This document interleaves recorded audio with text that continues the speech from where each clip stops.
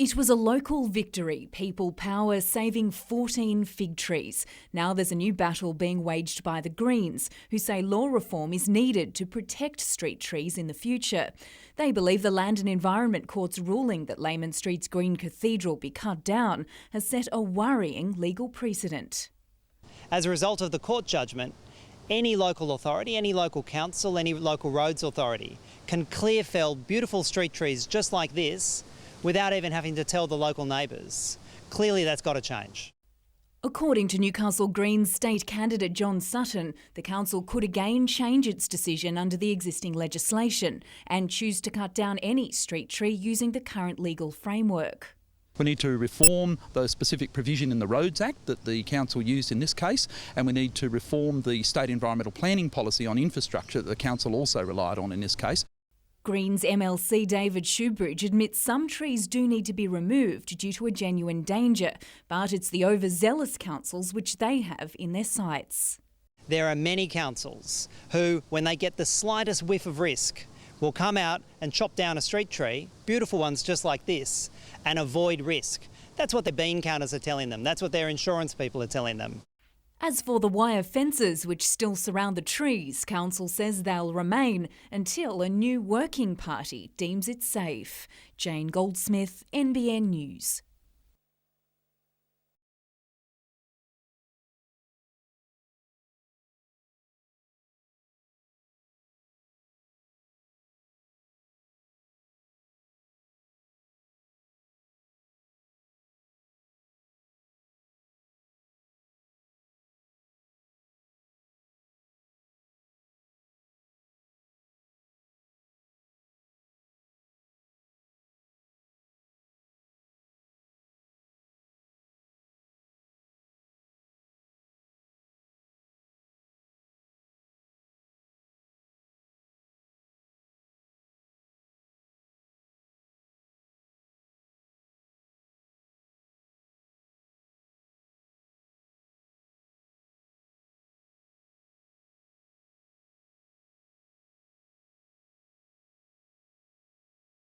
Look, I think there's certainly been a lot of discussion out there in the community and fear from the community that the Liberal government, if they actually form government, would privatise Hunter Water.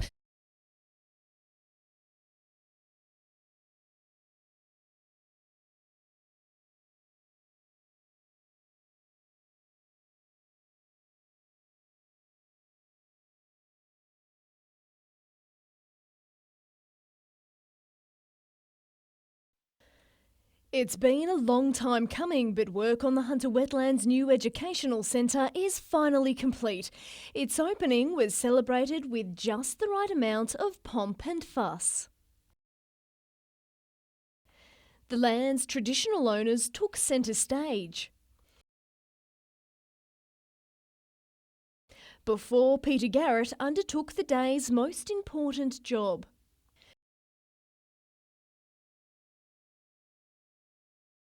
He then took an unconventional tour around the $2.5 million facility ahead of the 12,000 students expected to visit this year.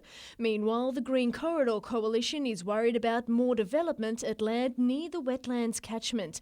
Brian Purdue says plans to build a new housing estate across this section of bushland on Minmi Road will ruin a green corridor running from Lake Macquarie to the Hexham Swamp. The whole area was investigated by reports about 8 or 10 years ago, and there was corridors everywhere.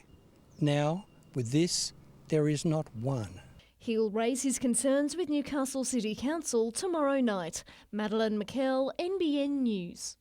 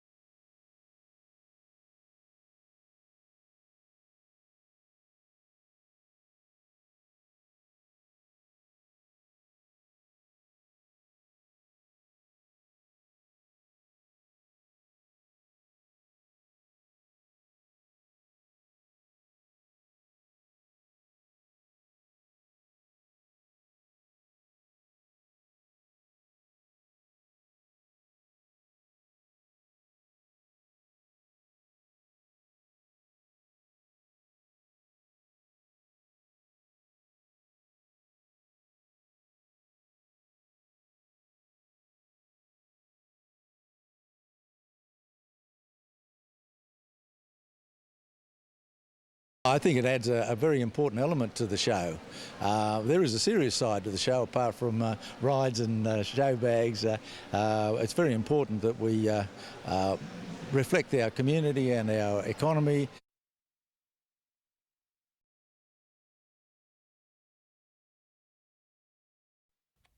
Its impact in Queensland has been explosive. There's perhaps evidence coal seam gas mining affects the water table and produces a lot of angry farmers. This is the biggest single issue that we've seen in this country ever. Today, the New South Wales Planning Minister warned the Hunter Valley could be next. We won't ban it, but it may be ring-fenced or banned in some particular areas. The state government is in the process of forming a mining strategy, a document designed to slow down the coal giants and help those under threat. But some claim it won't spare anyone after the election. It is a coal strategy. It's a strategy to facilitate new mining at all costs, completely impacting everyone's health, the livelihoods and existing businesses of the valley. Singleton Council has asked for a ban on coal seam gas mining. From the air, it's easy to see why.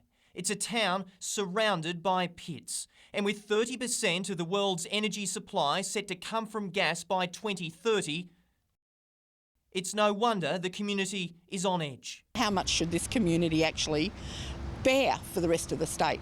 The Minister will meet with residents here on March 9 to discuss the future. There's a lot of coal in this state and there's a lot of gas. Generally to say we'll just put a 2-year ban on opening new mines could mean that a number of these towns could die. Nat Wallace, NBN News. With 2 matches remaining, the Jets know the game is up on playing finals football this year. But instead of wishing of what could have been, the coach applauded his squad's efforts today. When everyone's written you off and no one really believes you could do things, and yes, they, I can't speak highly enough of the players and how hard they tried to keep our dream alive.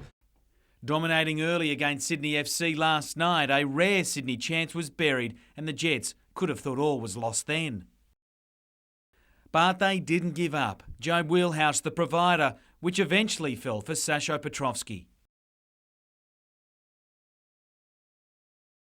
The veteran striker didn't just have the net in his sights, but it was goals they were chasing, and how they didn't find a winner is anyone's guess. No one could believe it, especially the man himself. I don't know what to say. I mean, miss of the century, I think. The big defender's future also remains clouded after he today denied reports he's set to join Sydney next season, with hopes a deal to remain here can be resurrected. Nicola can only make that decision. We can't make that decision for him. A compromise on both fronts could go a long way too.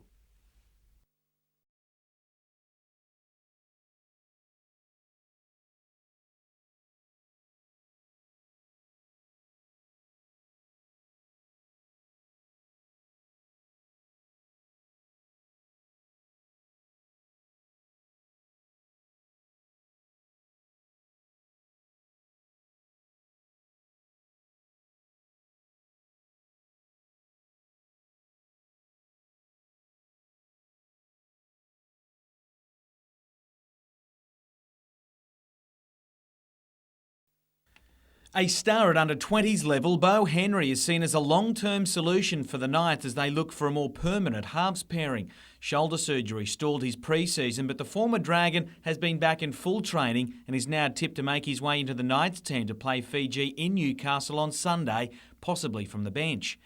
It's the battle for spots in the Knights' engine room, which will also heat up on the weekend, given competition in the forward pack is as strong as ever. We'll get a look at some of our senior forwards, that's for sure, particularly front rowers. You'll see a good crop of our front rowers getting a game against Fiji. Probably get the captain of Fiji, Wes Ngama, to get a game. That's probably pretty timely. His younger brother Kevin will also be there, as will a host of the squad which forced a draw against the Warriors at the weekend. The coach was impressed with many of the younger players in that game and will ask several to back up against the Batty. Overall, the effort of the boys and the composure, and particularly when we had a chance late in the game in the last 5 minutes to score a couple of tries, showed that the boys could keep their composure and score some points when needed. Chris Houston scored one himself and will see more game time as well this weekend. Thought Houston was solid in his return. Yeah, a little bit untidy at times with the footy, but defensively and carried the ball strongly, scored a try.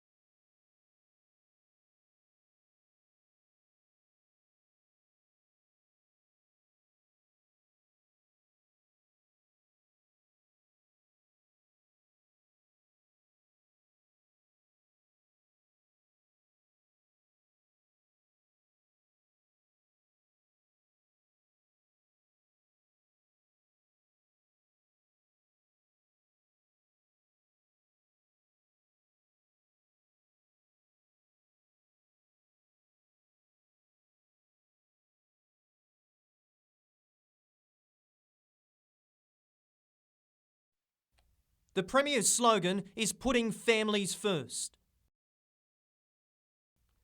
And today, she promised a ride on public transport won't cost more in the future under Labor. But her election pitch soon entered troubled waters. I'm very pleased to be here today. I'm pleased to be here with this strong team.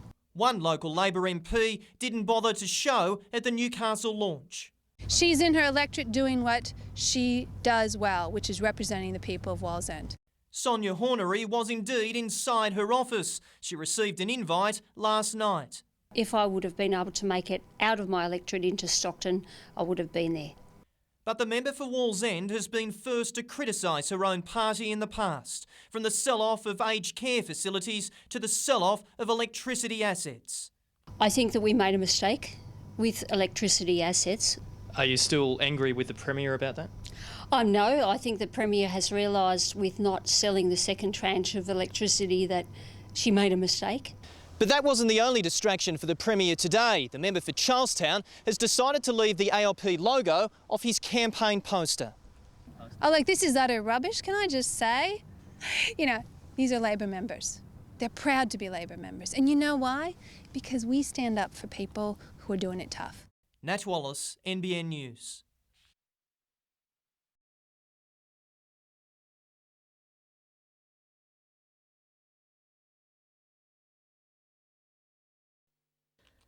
This isolated worksite is the scene of an almost unbelievable theft. Sometime between Sunday night and Monday morning, 2 semi-trailers and a 13-metre-long shipping container owned by Queensland-based company Pipeline Drillers were stolen.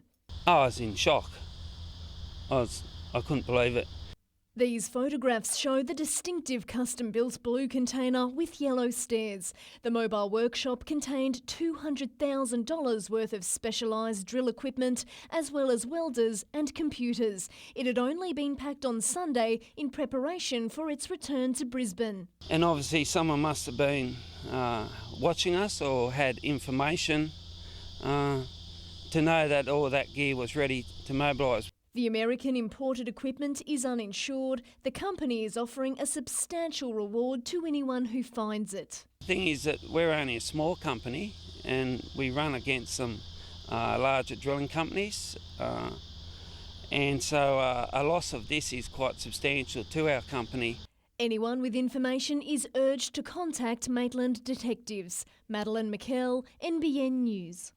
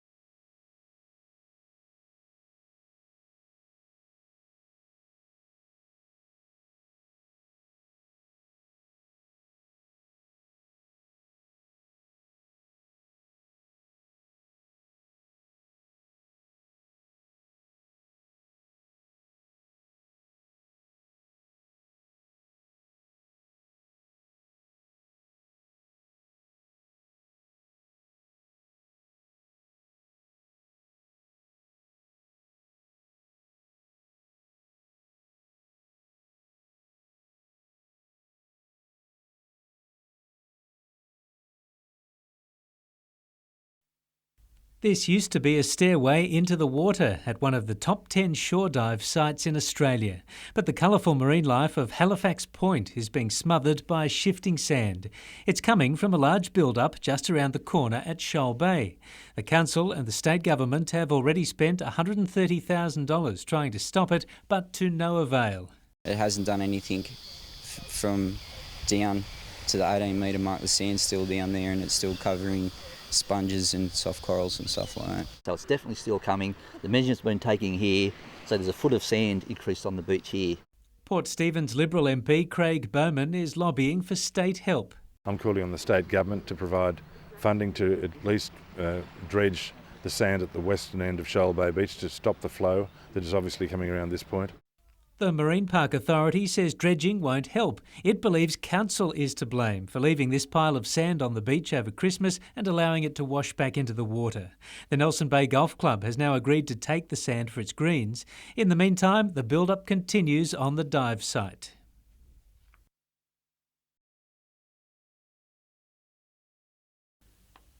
Overall, it seems Novocastrians are pretty happy with their lot, scoring an average 73 on the Hunter Valley Research Foundation's Wellbeing Index. And it's an indicator that's based on how optimistic people feel, how valued they feel by others, the state of their relationships with people around them, how satisfied they feel with what they've achieved. It seems that satisfaction grows as we do. Those aged over 65 and still living at home scored highest on the index. And it mostly comes down to one thing: money. They're very secure in their accommodation. Their finances tend to be quite secure as well. The unemployed and those who don't have enough cash for necessities scored lowest on the index. Being short of money for food, accommodation, or needing to go to a welfare agency for financial assistance. Wellbeing also drops off in the 18 to 24 and 35 to 44 age groups. That's a time when traditionally people are struggling. They've got mortgages, they've got teenage kids. Those who lived in a neighbourhood which lacked a sense of community also scored low.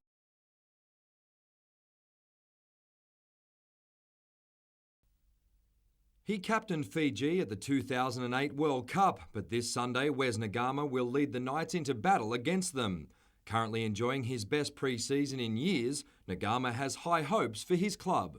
We've always said we want to make the top 8. We've got the squad to do it. Last year we dropped a few games that we shouldn't have, so we know where we went wrong last year, so we're just working on those things.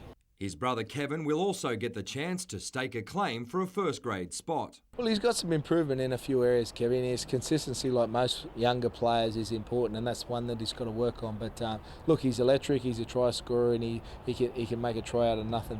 Beau Henry's off-season hasn't been quite so smooth, but his recovery from shoulder surgery is almost complete. Yeah, it's been a while since I've had an injury. This is the first major one, so didn't know how to take it, but I'm back on my feet now and I'm feeling really good. So good, in fact, he's back a week earlier than expected to make his debut off the bench. Give him some limited amount of time and give himself a little bit of a taste of it, get some confidence around some contact with his shoulder and see how he can organise our team around the park. Organisation will be the key to Henry scoring a place in the halves. Hopefully I can try and get a spot in first grade, but like I said, there's a lot of competition here between young Tyrone Roberts and Benny Rogers and Ryan Stigg. They all played good on the weekend over in New Zealand, so I've got a bit of competition in front of me, but I'm looking forward to it. Mitchell Hughes, NBN News.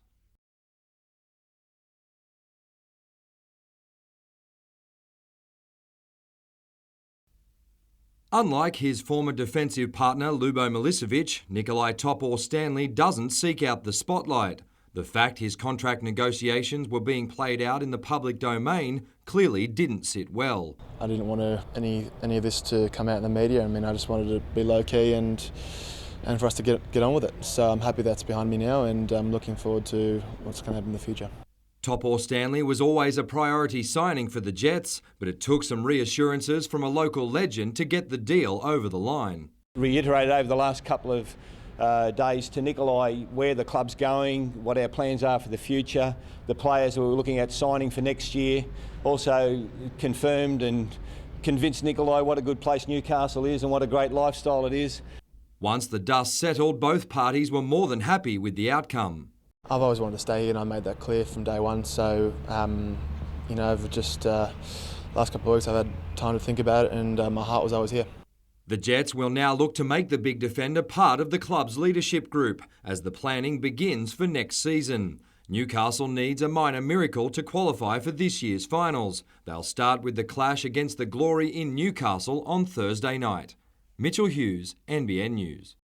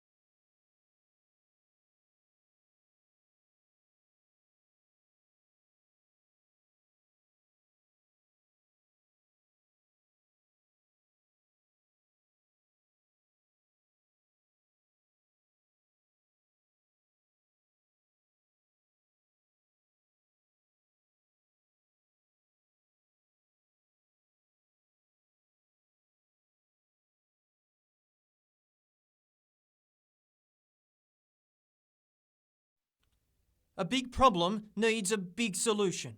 This is the Business Chamber's plan to keep the state moving forward. Communities around New South Wales are telling us that they don't want another 4 years like the last 4 years. State election hopefuls were today shown a wish list. We want the candidates to know just what Maitland needs. But not everyone fronted up. Look, the local member is the Minister for Small Business, so I would have thought that he would be very interested. Well, Mr Terenzini made an apology today. He has another commitment. Perhaps he was working on some of these big ideas. First stop, Maitland's roundabouts. That's really, really important because we need to move business and people across our cities. A study's been done to alleviate peak hour pain, but it's never been acted on. The government will wait and see what impact the Hunter Expressway will have. The second priority is Maitland Mall. The mall, we believe the mall is something that needs to have a whole refurbishment.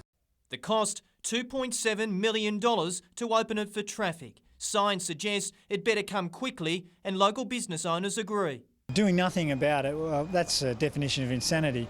Wish 3, land for a new hospital. It may not be in Maitland, but up Lochinvar, up further that way.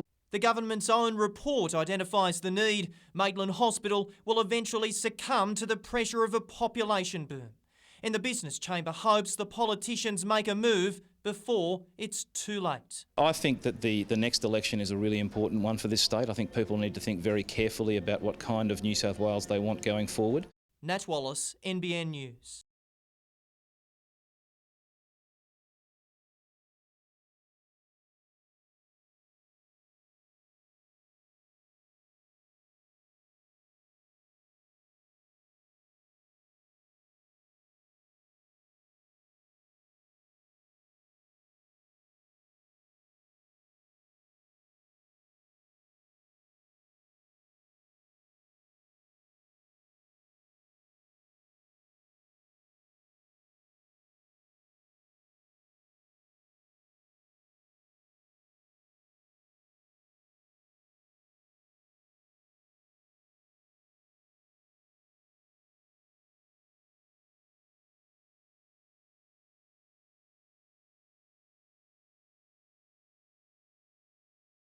That community needs to step up.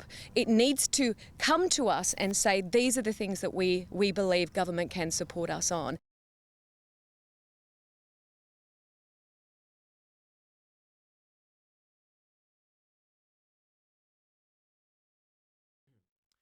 This is what teachers and students at the Junction Public School face every afternoon during the school week.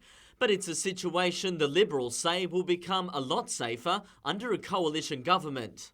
We're announcing today that if we are elected, we will be installing flashing lights at both Stockton's school as well as here at the Junction, where they are sorely needed. Liberal candidate for Newcastle, Tim Owen, made the election promise alongside Shadow Minister for Education, Adrian Piccoli, today. As we move closer to the election, and clearly the Liberal National Party is prepared to make those announcements, and we'll be doing that over the next few weeks.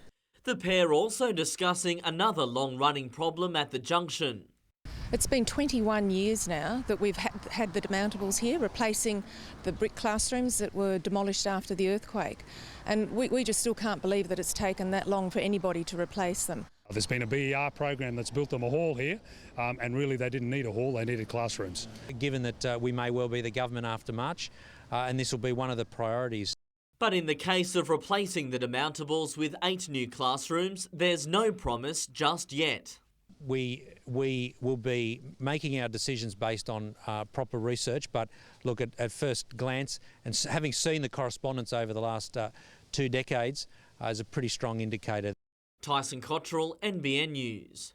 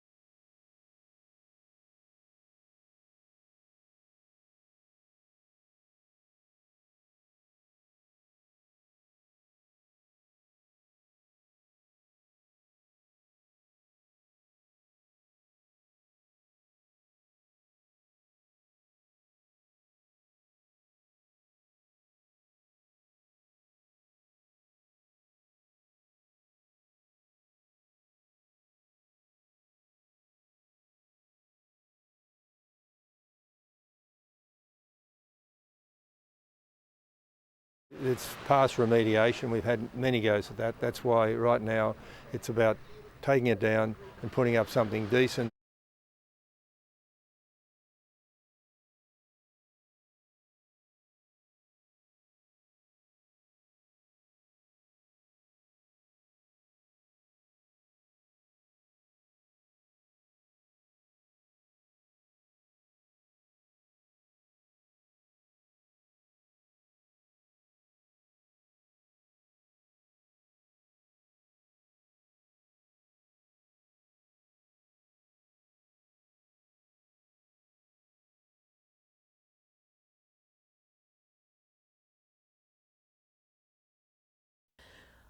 Oki is one worried pooch, exhibiting the key signs of anxiety. The shaking, the rapid head movements, the ears being alert. And she's far from being alone. Over the past week, pets of all shapes and sizes have been rushed to vets all around Australia. Floods, cyclones, bushfires and extreme heat waves have left our fluffy and feathered friends a little worse for wear. Dr. Mark Simpson says vets have an increasing number of tools at their disposal to help calm down strung-out animals. That just as in humans, the list of anti-anxiety medications that are now available has increased dramatically, and the experience of veterinarians in dealing with patients like this has increased as well. What's a much bigger problem, though, is the number of pets struck down by heat stress during last week's heatwave, which affected much of New South Wales. And Dr. Simpson warns they could still be suffering. It's not uncommon at all for the animals to get to such a serious stage that they pass away. And even if they don't pass away at the time, the damage to their internal organs can be sufficiently severe that they fall into renal failure or have other problems in the ensuing week or two. Madeline McKell, NBN News.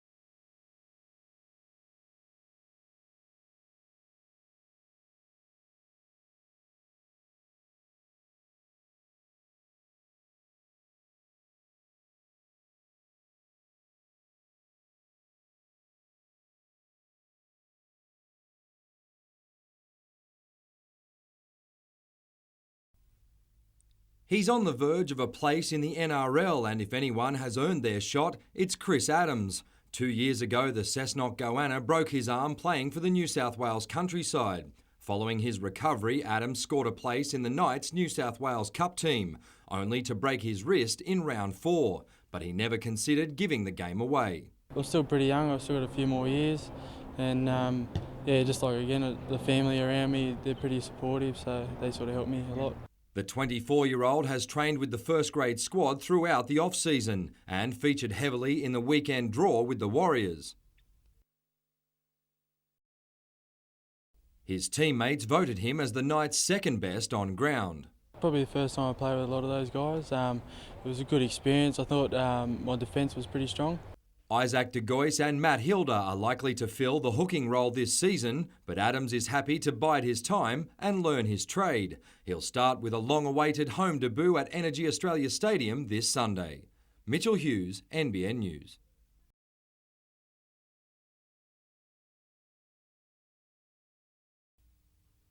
Atomic Force has already earned almost $250,000, but after finishing third in the Magic Million sprint, his trainer believes there's room for improvement. He's come back from the Gold Coast fine where he was unlucky to be beaten, so he'll head to the major sprint races over the carnival. Depending on results, the 3-year-old will lead the local charge at the Newmarket in March. Brett Partelli knows all about winning that race, thanks to Walking or Dancing and Glenn Boss. Today, his attention was focused on Laguna Grande's return from injury. Hit his shoulder, ended up with four stitches in the corner of his shoulder, so he's been out, and that hence why he had to trial again today, and just to get him up. And he's probably only sort of 90% fit today, but he'll improve a lot off that. Partelli also had big raps on another of his 3-year-olds. There's a filly called Silk Raji. She'll have an easy trial, but I think she's a really nice horse. I've sort of put her in the same basket as Torio's Quest, and he won the Magic Millions only a couple of weeks ago, $1 million 3-year-old guineas. As for the 2-year-olds, most trainers agreed it seems unlikely the hunter will have a runner in the Golden Slipper. Quite a few young horses trial very well, and but they're just probably not this time of year. We're up to these better class races, but for the future they a couple of them trial real nice all the same.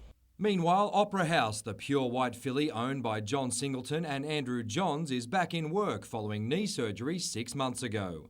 Mitchell Hughes, NBN News.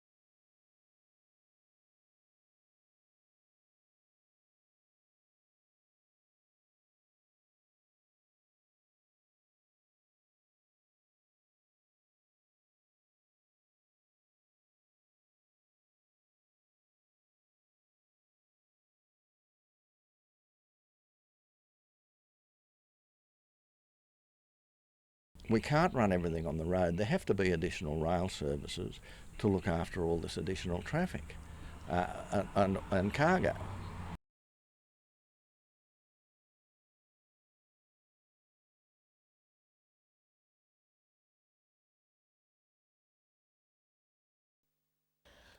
Life Church provides so much for those who have so little. It's become a one-stop shop for medical checkups, welfare appointments and self-help groups. Not to mention the Soul Cafe, which has served up over 250,000 free meals since it opened in 2003. But the charity is facing tough times of its own. Well, we've been given till June this year to vacate. The search for a new home isn't going well. If we can't find another building and sponsorship and support, we will have to close our doors. Life Church says it can't continue to lose money through renting properties and has no choice but to buy, and for that they need some big bucks. Because of the work that we're doing, we really feel we need to stay in the inner city to find a building that's the right size and at an affordable price is really, really tough.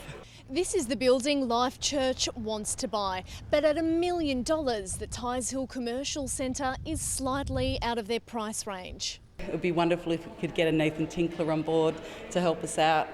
Short of that, they're asking people to donate what they can through the Life Church website. Madeline McKell, NBN News.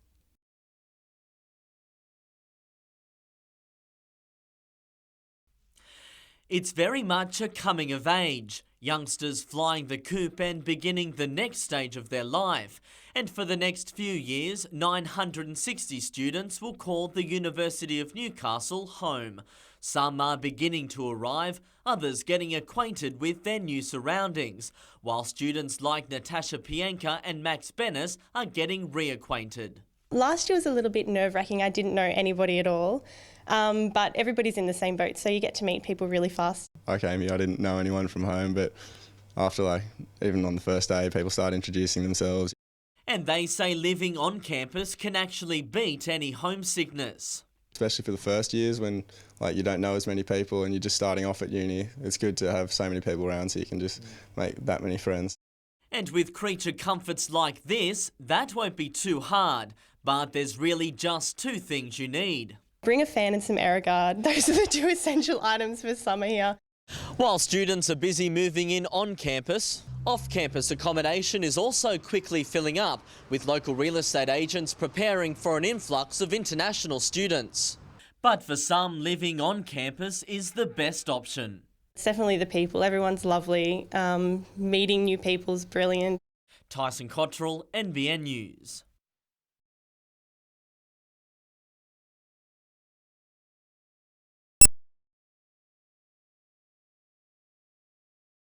One for research into lung cancer and the other one into research for brain tumour.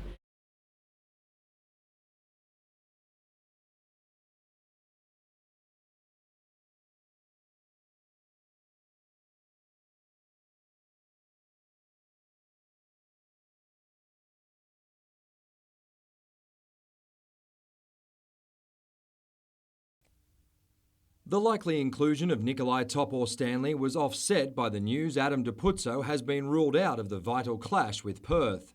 In a welcome boost, Ryan Griffiths returns to bolster the attack following a 2-game suspension. Saw the game against Sydney and I was pulling my hair out and I wish I was a part of that game.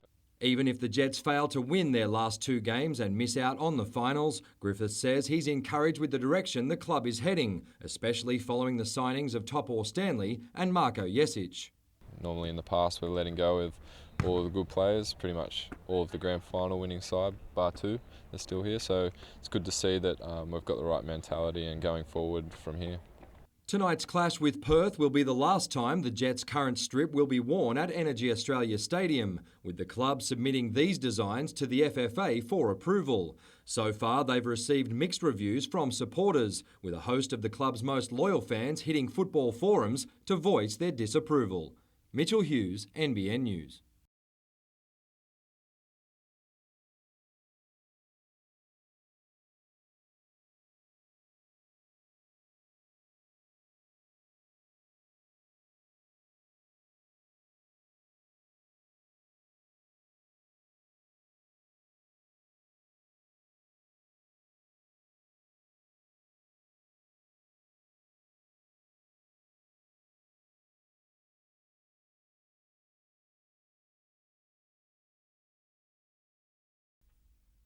Surfest has always attracted some of the biggest names in the sport, but in recent years bringing the world's best to Newcastle has been a tough ask.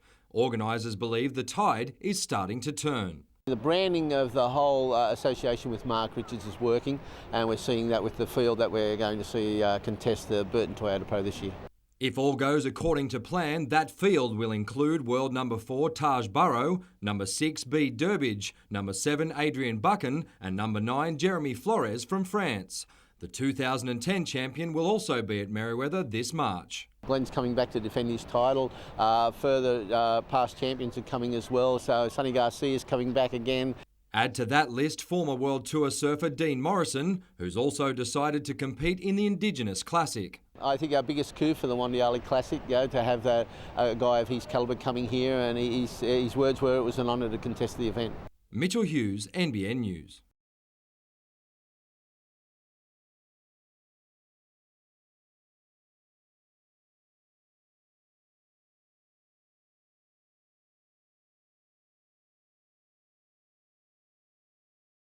It's a real leveler, instead of coming down to the boat, it's down to the team, and not so much equipment, but just the skill of the sailors on board, and with 35 boats in the regatta this weekend, it's going to be a real test.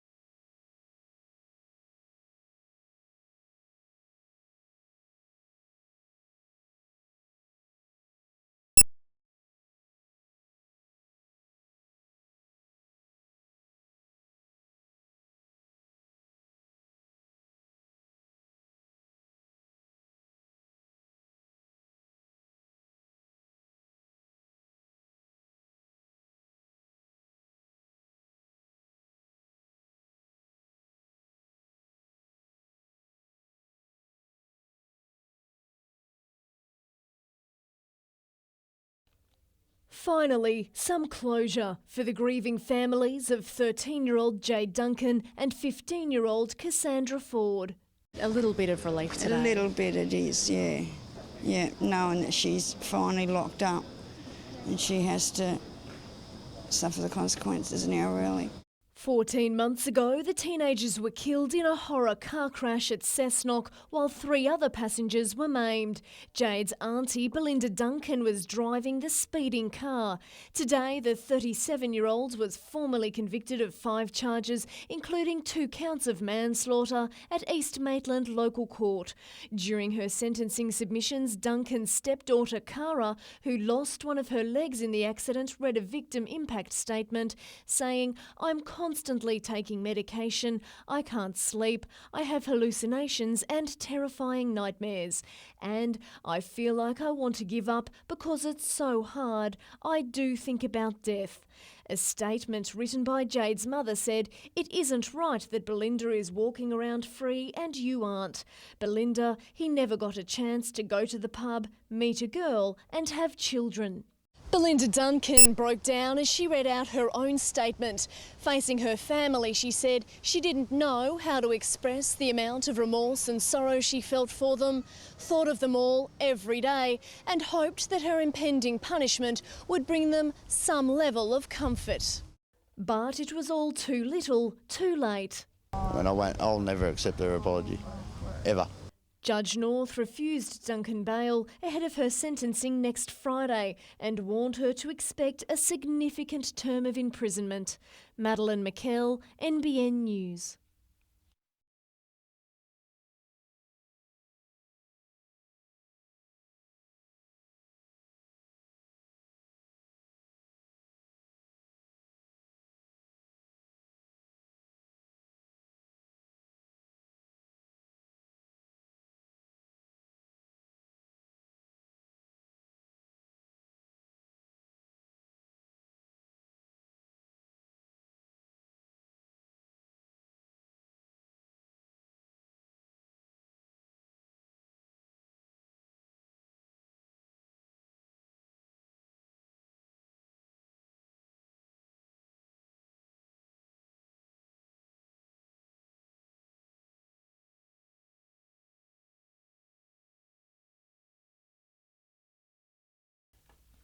A lover of the great outdoors, John Garland worked for the National Parks and Wildlife Service for more than a decade.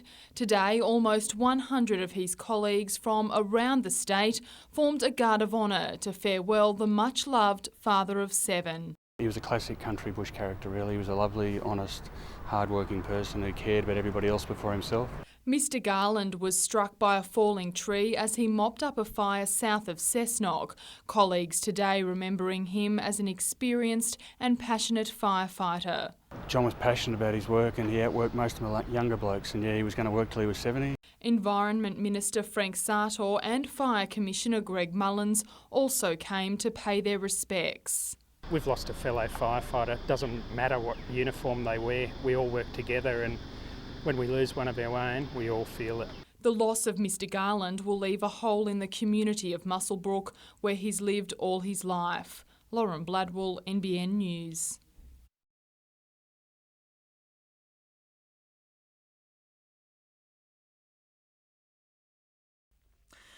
The city's leading oncologists raised the alarm this week.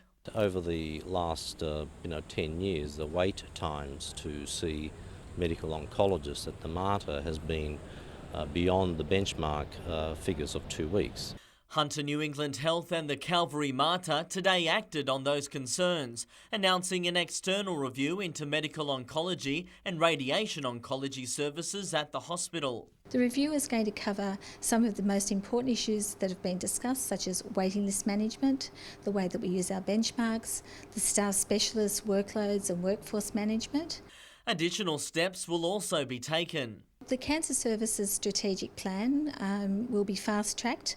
Medical specialists hopeful the measures will go some way to reducing a decade-long problem of increased waiting times. The benchmarks are 2 weeks to see a medical oncologist and 2 weeks to start chemotherapy, and we have never achieved that in the last 10 years.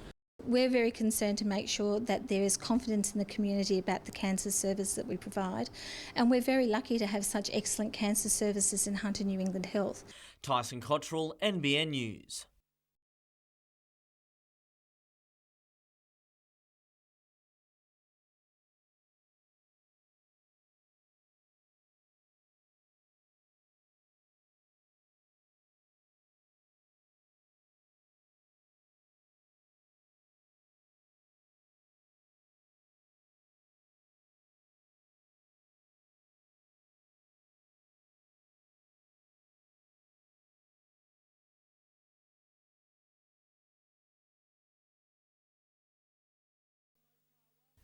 They say the devil is in the detail, and Tinkler Sports Group is wading through all that with the Knights as the two parties work towards a proposal to purchase the NRL club. Once that's done, a member vote of at least 75% will be needed to seal the deal. I can see the vote being held sometime mid to late March. So by the end of March, we'd like to think this is all wrapped up and we're moving forward. Their bid to buy the club certainly isn't scaring off corporate support, with the Knights unveiling a new major sponsor today in Westrack. We've met the Knights team. They're very professional, so we don't think the ownership has any bearing from our point of view. It is a big deal. It certainly ranks in our top few sponsors. I think it says there's a lot of confidence in us, and particularly from a corporate level. Also set to turn a profit for the second successive season, and with membership sales on the rise, the club sits in pretty decent shape for whoever will be running it. As for football, Fiji is ready and raring to show just what they've got against the Knights on Sunday night at Energy Australia Stadium, and Newcastle is preparing for almost anything. We're looking for a real entertaining and probably physical first 20 minutes, and there's no doubt that our players will be ready for it, and I think the Fijians are definitely going to be up for it as well.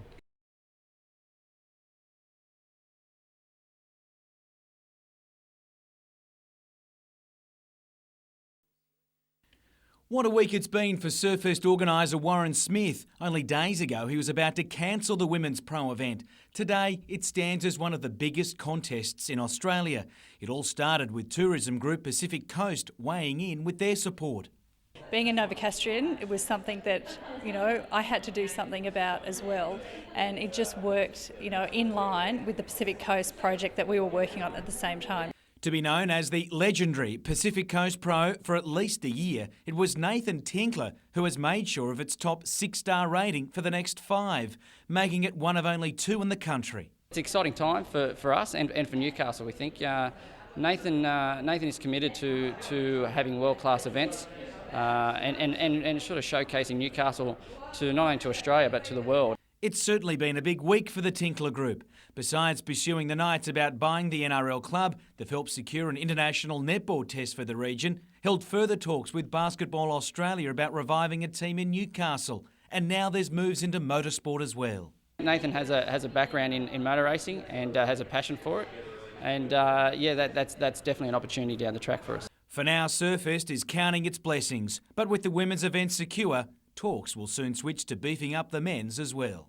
These goals you set for yourself, and now the women's are secured, definitely the men's, but Burton Toyota have been a fantastic supporter of the event, and we'll talk to Kim and see where we go.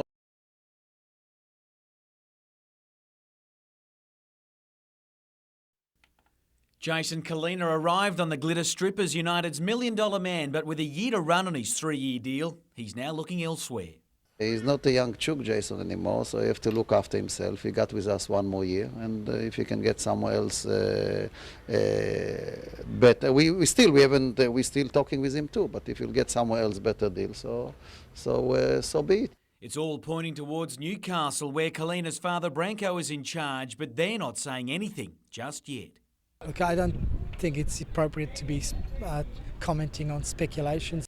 The Jets mentor is clinging to the faint hope of reaching the finals, and if last night's effort is any guide, they'd give it a shake too. Needing to beat Perth for a shot at the top 6, it was sealed just after half-time. But Evergreen striker Sasho Petrovski had much more in mind. A shot from the spot drew him level as the club's leading scorer for the season, a super effort considering he hasn't started a game all year for the club. Less than a minute later, he was at it again as Newcastle routed Perth 4-0. They must beat the Mariners on Sunday and hope Wellington lose in order to reach the finals. It would be really nice if at last the gods would smile on us.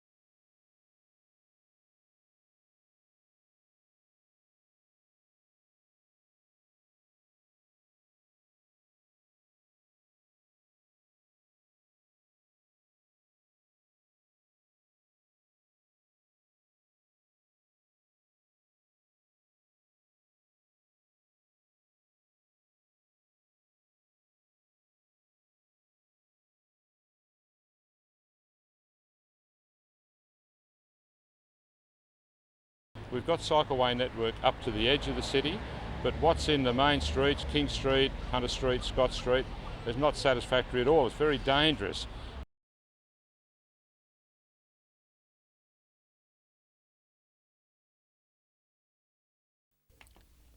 The Coal Point community really has answered the call for help, the property swarming with tradies renovating the single mother's home. She's got 3 kids, 18, 16 and 15, and she was diagnosed about a couple of months ago with cancer, and unfortunately we got the bad news about a month ago that she, at that point, that she had about a month to live. Wanting to do something to help, neighbour Hugh Jarvis sent out a call to arms via a text message. That was just a few weeks ago. Everybody's come out of the woodwork. It's been such a fantastic community reaction. It's unbelievable. More than 100 tradies have pitched in, the help coming from as far as Sydney. The kids are just unreal. They're just easy going and fun, and they're a little bit down, so we're just here to cheer them all up and make it all a little bit better for them. These are the sort of things that just make you feel so proud about the community. They're also trying to raise money to pay off the mortgage and give the 3 teenagers some financial security. They're great kids. They're tough kids and they're great kids. And, you know, it's a credit to Angie, their mother, the way that those kids are. And it's a pleasure to do something for them. Lauren Bladwell, NBN News.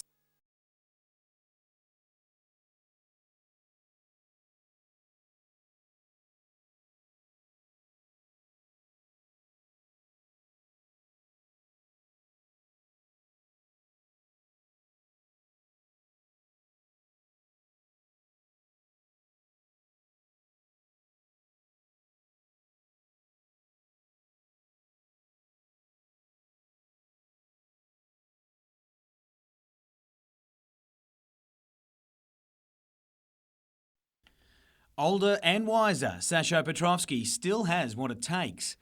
2 goals midweek against Perth made it 6 for the season, more than any other Jet, and he did it all from the bench. Good enough to convince the 36-year-old there's fight left in him yet.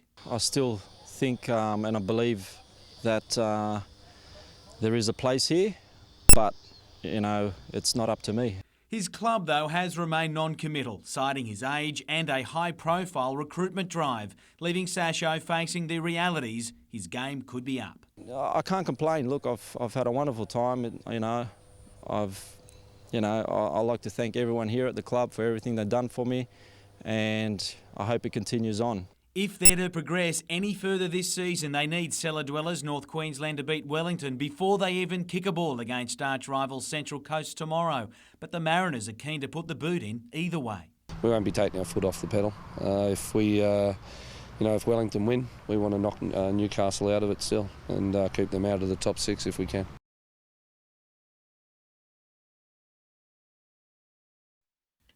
After a tough 2010 on many fronts, Susie Batkovic really has made the most of the new year as she works her way back to best form. Helping Canberra bounce out of the blocks last night against Logan, Batkovic was as busy as ever, muscling through the middle, doing it from long range, or manufacturing a shot when required. Not as much as this. But Batkovic is made of tough stuff and quickly went back to work. The longer it went, the better Canberra got. A game-high 21 points and 14 rebounds earned her an early mark ahead of a clash against her former club Sydney next weekend. It's always a bit of rivalry and a bit of fun to play against them. So yeah, I mean, and again, I'm sure they're hungry, but we're just as hungry leading into the finals.